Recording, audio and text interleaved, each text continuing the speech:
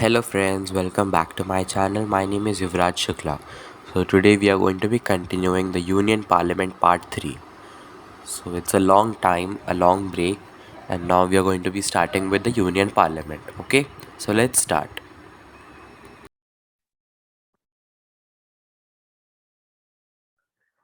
Okay, so in last session, in the last video, we had learned till the roles and functions of the speaker. Okay, so in this video, in this session, we are going to be starting with the Rajya Sabha.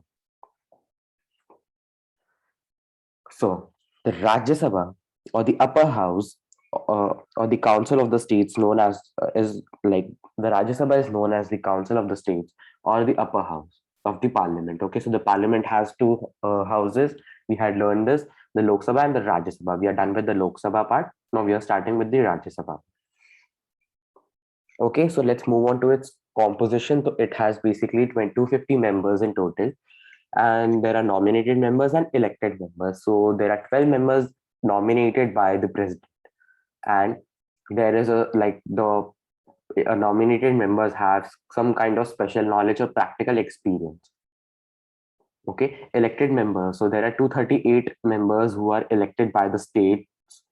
Okay, in the union, and the allocation of seats is not equal among the states and unions. Okay, so it basically depends upon the the population of the state, how large the population is of that state. Okay, so the members of the members from Uttar Pradesh, the number of members from Uttar Pradesh will be higher than in from the number of members in Delhi. Okay, now election and term. So now I think we are clear with the composition of the Rajya Sabha. Now let's move on to the election and term of the Rajya Sabha. So the representatives of states uh, in Rajya Sabha are elected by the elected members of the Legislative Assembly. Okay, so the members of Legislative Assembly elect the representatives of each state in the Rajya Sabha, and the system of proportional representation by the means of single transferable vote. Okay, so how do they elect the members, the representatives of the Rajya Sabha? The members of Legislative Assembly elect the members or the representatives of the Rajya Sabha in accordance with the system of proportional representation by the single transferable vote. Okay, I hope these 2 points are clear because these are two very important points. Now let's move on to the term. So Rajya Sabha is a permanent house. Okay, Rajya Sabha cannot be dissolved like Lok Sabha. Lok Sabha can be dissolved or changed completely after 5 years, but Rajya Sabha cannot be dissolved like that. The Rajya Sabha, like the members of the Rajya Sabha, are elected after elected for 6 years. So the members are having a term of 6 years. Okay, after that they get retire, or if they want, they can get re-elected if they desire to. Okay, so with this, we are done with the term and election as well of the Rajya Sabha, and now we look into the qualifications and disqualifications. So in qualifications, there are no changes. The qualifications are as follows, as it was like the same conditions are applied over here in Rajya Sabha as well, like in Lok Sabha. Only there is a change in the year, the age. Okay, so the person or the member who is willing to be a member of Rajya Sabha should at least be of 30 years of age. Okay, then he should be an Indian citizen. So he should not be a proclaimed criminal. He should not be of unsound mind, and he should not be an insolvent.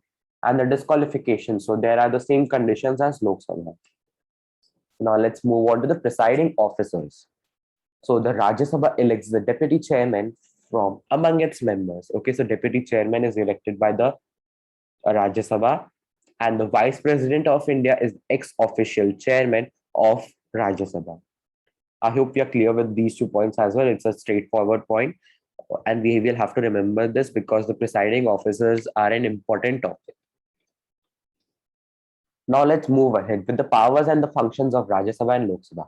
Okay, I wanted to clear this over here that I'm not giving a brief account on the powers and the functions right now.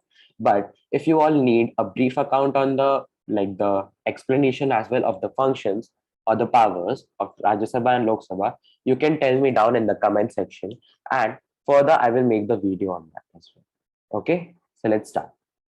So matters in the union list, matters in concurrent list, matters in state list, ordinances, powers during emergency, and the residuary powers. Okay, so there are basically 6 legislative powers of the Rajya Sabha and the Lok Sabha. Okay, now we look into the ordinance because it's an important topic. Okay, so the president is empowered to promulgate an ordinance at a time when the parliament is not in session. Okay, it has the effect as an act. All ordinances must be put up before both the houses for their approval. Okay, so an ordinance is passed by, ordinance is passed by the president. The president is empowered to pass an ordinance. An ordinance can be treated as an act as well. Okay, so it's basically passed by the president when the houses are not in session. Okay, now we look into the financial powers. So the budget, the supplementary grants, salaries, permission for taxes, and vote on account. Okay, so I feel vote on account is a topic we should be doing right now. So if the union budget is not passed before the beginning of the new financial year, that is April 1, there would be no money for the executive to spend.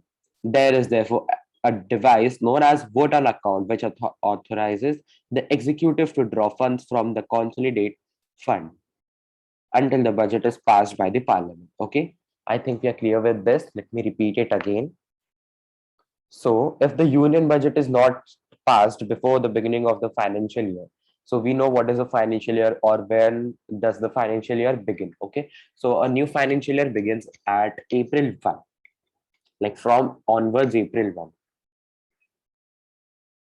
Okay, so from April 1, suppose from April 1, 2021, a financial year had begun, and in next year March 31st, 2022, this financial year, the current financial year will end. Okay, so if suppose the budget, okay, the union budget is not passed by the beginning of the financial year, the like the money or the budget, the capital needed to for the execution of the welfare of the people or the country or the government, so it will be taken like from a device known as vote on account. Okay, so the funds will be taken on according to that vote on account. Okay, I hope we are clear with this topic as well of vote on account. I It would be better if we would mark all these with the highlighter. I'll highlight these all points in our books because these are all important topics to be covered in an exam, like on exam point of view. Okay,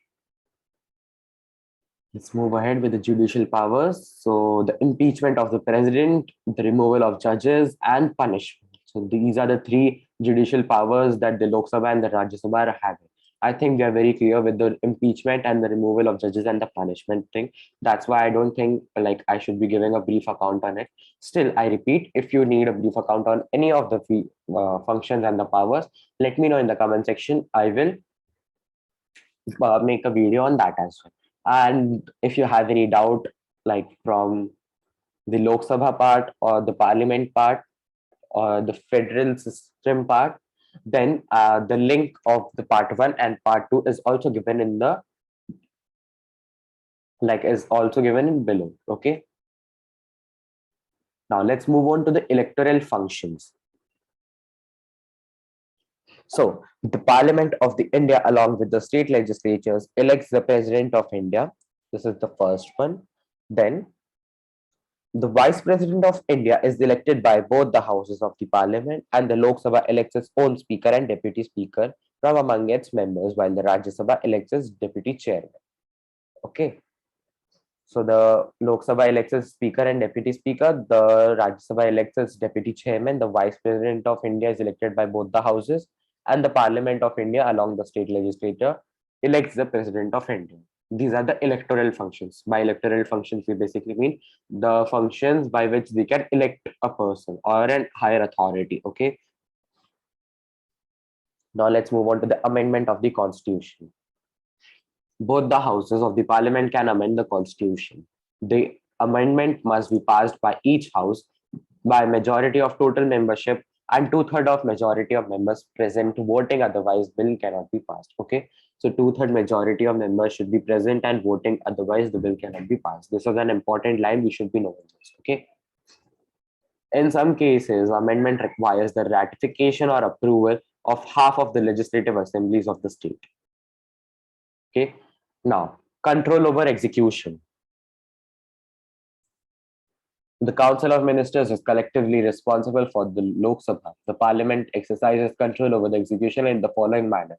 Okay, so there are following procedures or following process through which the Parliament exercises control over the execution.